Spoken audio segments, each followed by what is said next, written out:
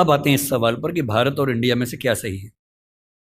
संविधान सभा में इस पर खूब बहस हुई थी। यह हमारे संविधान का अनुच्छेद 1 है और उसमें लिखा हुआ है, India that is Bharat shall be A union of states. बड़ी इंटरेस्टिंग बात है कि उस समय डिबेट थी कि भारत का नाम भारत रखें या इंडिया रखें। कुछ लोगों ने आर्यव्रत भी कहा, आर्यव्रत कहा, कुछ ने हिंदुस्तान कहा, सब नाम चले। अंत में सहमति बनी कि नहीं, भारत और इंडिया ही ठीक है। नेहरू जी ने खुल के तो नहीं, पर नेहरू जी के पर्सपेक्टिव से जो बात वहां पर ज्यादा आई वो ये थी कि हमारे संविधान के बनने की प्रक्रिया में जो बहुत सारे एक्ट थे जो अंग्रेजों ने बनाए थे, जैसे इंडिया इंडिपेंडेंस एक्ट 1947 का है, 1935 का एक्ट था, उन सब में इंडिया का इस्तेमाल था। उस समय के भारत की तरफ से जो समझौते अंतर्राष्ट्रीय थे उन सब में इंडिया नाम था। पश्चिम की दुनिया हमें इंडिया के नाम से जानती थी, अमेरिका हो, फ्रांस हो, कोई भी हो, सब इंडिया जानते थे। नेहरू जी का मिजाज जो था वो ये भी था कि हमें ग्लोबल पर्सपेक्टिव में चीजों को देखना है, पूरी दुनिया से संवाद करना है, क्योंकि उनकी रुचि अंतर्राष्ट्रीय मुद्दों में ज्यादा थी, बहुत ज्यादा थी। मेरे ख्याल से इन सब वजहों से तय हुआ कि हम अपना नाम इंडिया रखेंगे, पर इंडिया के बराबर महत्व भारत का भी रहेगा। तो लिखा गया India that is Bharat. India जो कि भारत है, राज्यों का एक संघ होगा।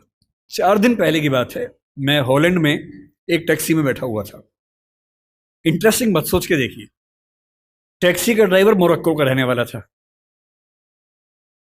उसको जैसे ही पता लगा मैं भारत से हूं, उसने मुझसे यही सवाल पूछा। उसने कहा कि यू आर फ्रॉम इंडिया? मैंने कहा यस।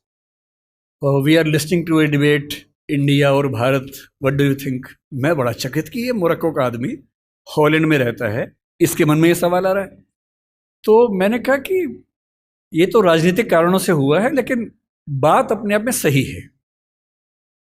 मैंने कहा जैसे बॉम्बे मुंबई हुआ, मुझे खुशी हुई, क्योंकि मुंबई की आबादी के लिए मुंबई में जो मजा है वो बॉम्बे में नहीं है। बॉम्बे तो अंग्रेजों ने नाम दिया था। कोलकाता को कलकत्ता अंग्रेजों ने किया, तो बंगाल के लोगों ने कोलकाता कर दिया उसको। दिल्ली को दिल्ली के लोगों ने दिल्ली कर दिया, दिल्ली ही बना के रखा हुआ है, DILLI, ये होना चाहिए। काहे के दिल्ली भाई, हम क्यों दिल्ली बोलेंगे दिल्ली को? ये सारे तर्क अगर सही हैं, अगर बर्मा का नाम म्यांमार होना सही है, क्योंकि उनकी जनता की आवाज तो म्यांमार में है, बर्मा में नहीं है।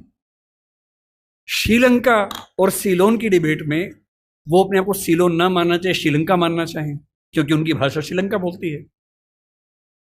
तो मेरे मन में सवाल बड़ा साफ आता है कि भारत इंडिया क्यों होना चाहिए। मैं फिर स्पष्ट कर दूं, मैं सरकार के पक्ष में नहीं बोल रहा हूं, मुझे उनसे रत्ती भर मतलब नहीं, मैं एक विचार की बात कर रहा हूं। और मैं जब संविधान पढ़ाया करता था, अनुच्छेद 1 पढ़ाते हुए मैं हमेशा बोलता था कि मुझे चुभन होती है ये पढ़ते हुए कि इंडिया दैट इज भारत। दोनों ही लिखने थे तो भारत दैट इज इंडिया कर देते।